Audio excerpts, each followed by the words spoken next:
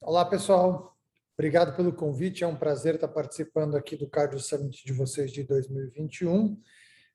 Eu não tenho nenhum disclosure, nenhum conflito de interesse para essa nossa apresentação de hoje, onde eu vou discutir um pouco sobre angiografia de artérias coronárias e o tópico que eu achei interessante a gente abordar é uma coisa que está bem atual hoje, que é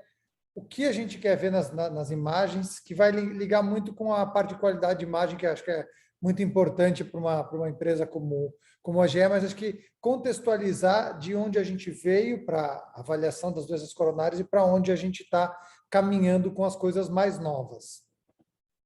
E acho que a primeira pergunta que a gente faz quando a gente está avaliando um paciente para DAC, quer seja estratificação de risco, quer seja avaliação diagnóstica ou prognóstica, a primeira pergunta é sempre a apresentação clínica do paciente. Por que o paciente nos procura? Se o paciente está assintomático ou se ele tem algum sintoma. Se esse sintoma é uma dor estável, uma dor crônica, uma dor ambulatorial, ou uma dor instável que o paciente está procurando pelo pronto-socorro. Além disso, importa para a gente na apresentação clínica história prévia de DAC, se esse paciente já infartou, se esse paciente já fez alguma angioplastia, já colocou algum stent, já fez alguma revascularização miocárdica. E a nossa abordagem do ponto de vista clínico depende um pouco disso aqui, a escolha do teste diagnóstico e até a escolha de como a gente vai usar os métodos tomográficos. Para o paciente assintomático, em geral, o que a gente faz é estratificação de risco, nada além disso, e o que a gente faz normalmente é uma avaliação clínica que é associada a um exame de imagem tomográfica, que é a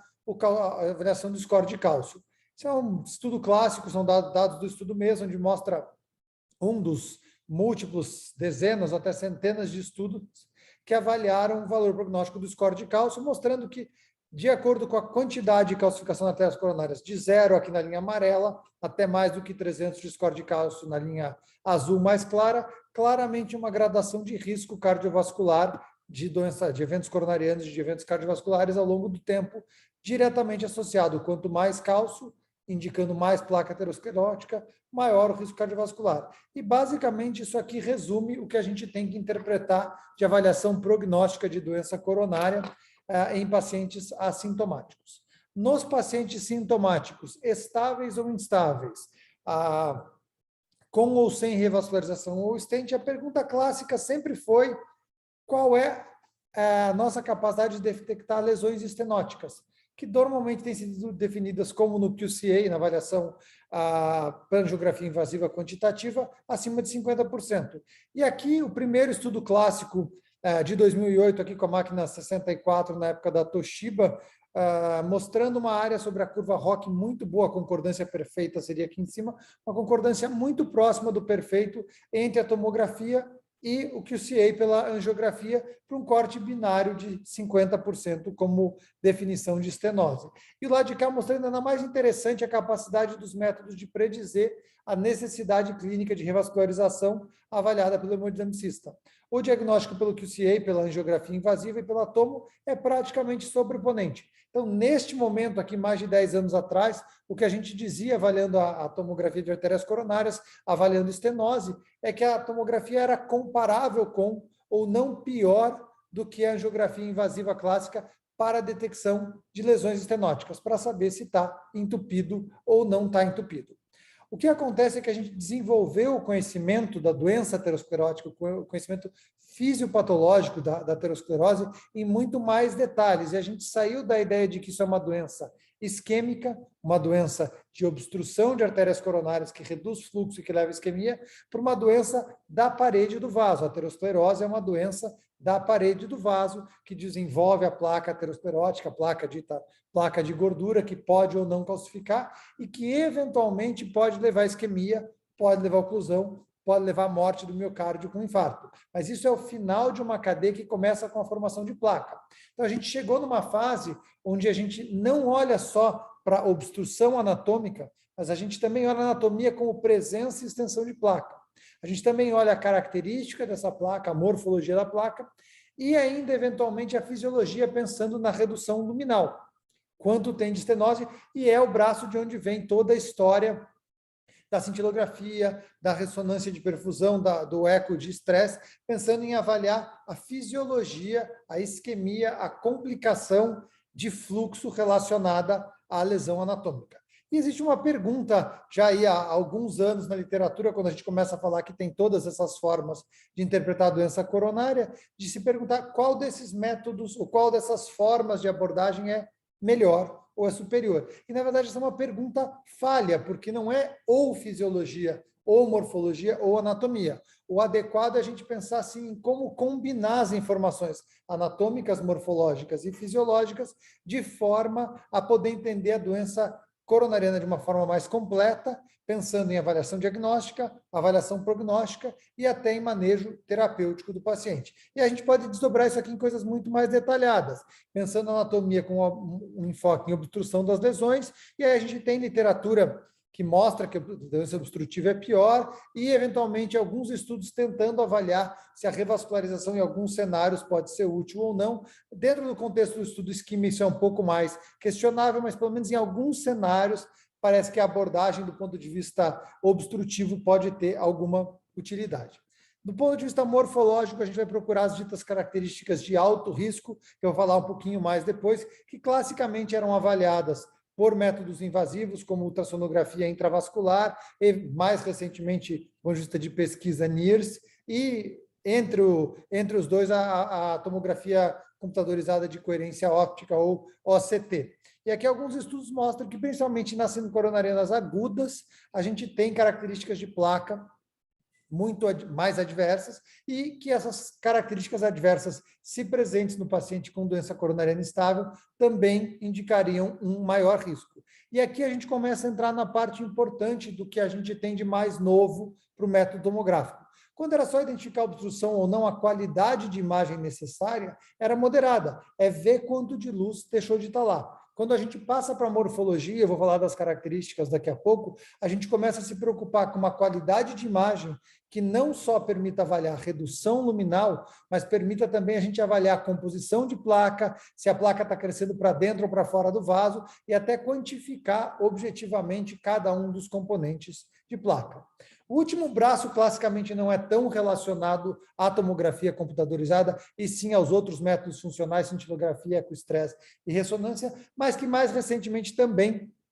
tem sido feito com tomografia em alguns cenários específicos, e o que é mais importante, pode ser feito com tomografia. Então, o método fisiológico é a avaliação geral da presença de isquemia, e a gente tem literatura clara mostrando para a gente que a presença de isquemia está associada a pior prognóstico. De novo, no contexto do estudo isquemia, a gente não tem certeza, a gente não tem uma evidência robusta de que tratar a isquemia, em particular com métodos de revascularização, é melhor do que tratar de forma clínica. Mas existe uma evidência clara de que a presença de isquemia, inclusive por estar associada a mais placa e por estar associada a mais placas de morfologia mais adversa, acabam por marcar pacientes de maior risco. Mas, de novo, é uma combinação de fatores que se sobrepõem muito mais do que uma coisa independente, a fisiologia, a anatomia, a morfologia. E, por fim, a avaliação fisiológica pode ser feita específica para uma lesão, não a quantificação global da carga isquêmica do miocárdio, mas cada lesão específica, pensando em cada lesão obstrutiva, se ela leva ou não leva isquemia e qual é a isquemia específica daquele território. O clássico disso é feito com FFR, mais recentemente, aí sim, pelo método tomográfico, a gente tem algumas formas com alguns tipos de software avançados, de avaliar a reserva de fluxo coronariano, o Fractional Flow Reserve, o FFR, pela tomografia. Ou não avaliar, mas estimar de forma indireta qual é a reserva de fluxo coronariano. Então, o nosso entendimento de doença coronariana é muito mais do que obstrução, na parte anatômica, e passa da anatomia também para morfologia e fisiologia. E aí, acho que a forma mais interessante de interpretar também do mesmo artigo é esta figurinha que ilustra aqui que essas coisas podem ser sobrepostas. Tem lesões estenóticas que são ou não são isquêmicas e que são ou não são vulneráveis. E a composição dessas características é que vai definir o risco. Se você tem uma lesão não obstrutiva, não estenótica, não isquêmica, não vulnerável, provavelmente você está aqui no verdinho, uma lesão de baixo risco. E quanto mais você tem de características ou estenose, isquemia e vulnerabilidade, quanto mais elas você tem, maior o risco. Então, provavelmente lesões obstrutivas, isquêmicas e de alto risco. Obstrutivas não isquêmicas, mas também de alto risco. não obstrutivas, mas isquêmicas e de alto risco, tendo 2 de 3 as características, devem ser placas, devem ser lesões de maior risco, que devem preocupar mais quem está avaliando o paciente, obviamente, no contexto de apresentação clínica e de outros fatores de risco. Mas a ideia é que a avaliação global, ampla de doença coronariana pela tomografia, deve levar em conta todos esses aspectos aqui apresentados. E aí, como a gente olha isso antigamente, a gente olhava essencialmente a presença de obstrução, depois aqui um pouco mais para frente, isso aqui são dados de prognóstico de um estudo que eu participei já há alguns anos, onde a gente olhou não só a presença de lesão obstrutiva ou não obstrutiva, mas estendeu a informação anatômica aqui para o SS, que é o número de segmentos acometidos na árvore coronariana. Quantos dos segmentos estão acometidos é um marcador de prognóstico importante. Então, aqui é o braço anatomia, mas a anatomia indo além da estenose, que é a pergunta inicial que eu coloquei no começo da aula, e passando para a anatomia, estenose e extensão da doença coronariana. E aí a gente vai disso para mais longe, a gente começa a ver scores que olham qual a artéria envolvida, qual o grau de obstrução e qual a composição de placa. E aí criam-se scores mais avançados que levam em conta, chegando, como eu falei, na morfologia de placa por algumas características e combinando a informação anatômica de uma forma um pouco mais complexa. Mas acho que pensando na caracterização morfológica de placa, não tem dado mais clássico, robusto hoje em dia, do que saindo da estenose, a gente passar para 4 características que têm sido descritas como de maior risco, que são placas com remodelamento positivo, onde há crescimento da placa para fora do vaso, placas com baixa densidade, onde a lesão é mais escurinha na tomografia, o que indica uma placa de composição mais potencialmente instável, o chamado napkin ring sign, ou do anel de guardanapo, que é este desenho de centro escuro com o anel ao redor, e as calcificações sendo de aspecto puntiforme, localizado e não difuso. Quanto mais dessas características combinadas, pior. Normalmente, a presença de 2 ou mais características de risco indica uma placa de mais alto risco. E aqui vocês podem ver claramente o que eu falei anteriormente. É extremamente necessário que a gente tenha uma qualidade de imagem adequada para avaliar a presença de remodelamento positivo, para avaliar o napkin ring sign, para avaliar a composição de densidade da placa e até mesmo, aí não tão importante, mas até mesmo, de alguma forma, a calcificação mais puntiforme. E a gente tem literaturas, isso aqui já é uma meta-análise de vários estudos, mas a gente tem literatura mostrando que marcadores como o índice de remodelamento e outros marcadores relacionados a placas de alto risco, aqui é a composição geral, baixo risco versus alto risco, que as placas de alto risco em geral e que o índice de remodelamento são marcadores importantes de prognóstico. Então, como isso aqui é um marcador importante de prognóstico, define a evolução do paciente, é importante que a gente consiga avaliar de forma rotineira, até assim, não em todos os casos, mas em grande parte dos casos na nossa avaliação tomográfica. Então, a gente precisa de qualidade de imagem para isso. E aí eu passo para mostrar alguns exemplos, que se a gente for olhar esta lesão aqui, e aqui em cima vocês veem, são casos feitos com a Revolution da GE, casos complicados, paciente idoso, com FA, com frequência cardíaca alta, com fibrilação atrial, ritmo cardíaco irregular, ainda assim a gente tem imagem de qualidade, não só para ver a presença de placa, não só para avaliar estenose, mas também para avaliar a composição de placa, separar componente calcificado, não calcificado, conseguir ver se tem ou não tem remodelamento positivo e avaliar a característica de alto risco dessas placas. Aqui, também um outro exemplo, mesma coisa para mostrar para vocês, um outro exemplo também feito com a Revolution, onde a gente consegue delimitar muito bem calcificações puntiformes em vários pontos da luz do vaso, determinar claramente que essa placa é não obstrutiva com componente não calcificado pequeno, o que permite a gente delimitar muito bem, de novo, não só a presença de lesão, não só o grau de estenose, mas também a extensão de placa e a caracterização morfológica dessas placas. E aí, por último, a parte de perfusão, que eu falei que a gente não faz muita tomografia, mas a gente tem alguns estudos, como esse estudo de 2017, mostrando a presença de doença na tomografia e a perfusão pela tomografia positivo ou negativo, mostrando que a avaliação de perfusão pela tomografia, utilizando um agente de estresse como regadenoson ou como dipiridamol, permite uma avaliação comparável com a cintilografia versus a cintilografia mais a angiografia invasiva. Então, a combinação CAT mais SPECT mais cintilografia é comparável com simplesmente a tomografia de repouso mais estresse. Então, mostrando que a gente tem dados prognósticos, não só diagnósticos, de que a imagem por tomografia cardíaca para avaliação de perfusão por estresse também é um método, uma forma adequada da gente avaliar a isquemia, e uma informação adicional que, apesar de não ser feita de rotina na maior parte dos centros, é possível de ser feita também pela tomografia. E, normalmente, o clássico era que isso era recomendado para lesões moderadas, para lesões muito calcificadas, eventualmente para algumas lesões significativas, mas, na verdade, apesar de não ser usado clinicamente, acho que todo paciente com lesão moderada ou acima seria passível de utilizar um método de estresse em situações específicas, em discussão com o clínico que está avaliando o paciente. E a pergunta é muito mais se a gente tem estrutura logística para colocar isso na rotina, se a gente é pago para fazer isso na rotina, porque tecnicamente a gente sabe que isso é passível de ser feito sem nenhum problema. Aqui umas imagens já passando até da perfusão estática para a perfusão dinâmica, mais um exemplo de imagem de perfusão, uma lesão complexa, uma lesão de anatomia complexa, e aqui do lado uma reconstrução dinâmica de perfusão, utilizando também a Revolution da GE.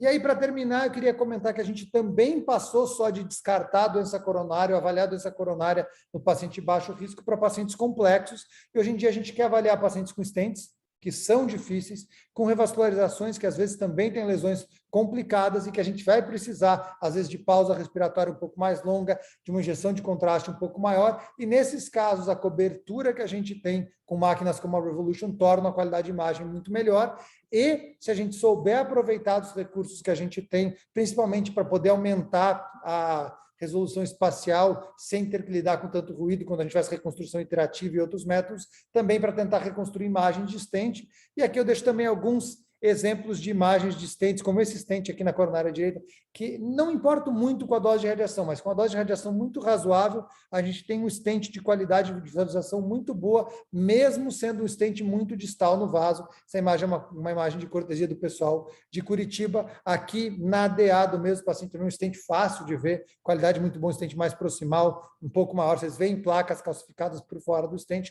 mas a gente consegue avaliar a luz do stent, o arcabouço do stent, de forma completa. Aqui o outro vaso é normal, acho que não é importante a gente discutir. E aqui, entrando nas revascularizações, a gente tem que reconstruir lá de cima, tem que fazer um bloco muito maior, com a cobertura volumétrica de uma máquina como a Revolution, a gente consegue fazer isso com menos blocos, com menos pausa respiratória, com uma aquisição mais rápida, com menos contraste, e torna esses exames muito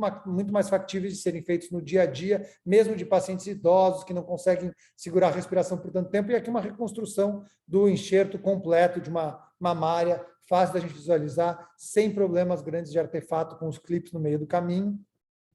E aqui, por fim, o exame mais complexo, onde a gente tem stents, que a gente consegue avaliar muito bem aqui. A gente tem revascularização também, a gente tem enxertos ocluídos, e é o tipo das coisas que estão virando cada vez mais rotina para a gente, vindo para a tomografia antes de ir para a angiografia invasiva, e que a gente precisa avaliar 2, 3, 4 stents com mais uma ou duas pontes miocárdicas, quer sejam revascularizações com safenas ou com mamárias, ou uma combinação delas, e aí a gente precisa, como eu falei, de cobertura volumétrica, de ajuste da quantidade de contraste, de evitar uma exposição grande de radiação, mas principalmente de uma qualidade de imagem com baixo ruído, com bom sinal e sem artefatos de movimento, que é o que mais dificulta a gente, tanto na avaliação de stent quanto na avaliação de artérias com muita calcificação. E aí, como eu falei, isso também, stents em casos mais complexos aqui com pacientes com IMC mais alto, a gente pode ter uma atenuação da contrastação, mas ainda assim ter casos adequados para responder uma grande parte dessas perguntas, quando a gente tem tecnologia mais de ponta, mais robusta para a gente conseguir reconstruir essas imagens. Tá? Então, eu queria concluir dizendo que a avaliação de DAC vai muito além da presença de estenose, passa por avaliação de extensão de placa, passa por avaliação da caracterização de placa, de avaliação de isquemia, e uma coisa que eu não falei muito aqui, até mesmo da avaliação de FFR, que pode ser feita pela tomografia. Mas o que é muito importante do ponto de vista técnico, para quem está trabalhando com a máquina, é que a avaliação detalhada desses aspectos da doença arterial coronariana depende de uma excelente qualidade de imagem. Então, é máquina boa, profissional experiente, setup bem feito, ajuste de contraste, treino de respiração, medicação para controle de frequência, nitrato para dilatar o vaso, uma combinação desses fatores dos quais uma máquina de qualidade bem ajustada, com protocolos bem feitos, bem individualizados, permite uma realização de um exame adequado, que a gente consegue realizar o exame respondendo todas as perguntas que eu falei, anatômicas, morfológicas e, eventualmente, se for o caso, na tomografia, em alguma circunstância, a parte funcional, quando ela não é feita por outro método. Eu vou terminar por aqui. Muito obrigado pela oportunidade. Estou à disposição depois, se alguém tiver alguma pergunta ou quiser discutir alguma coisa.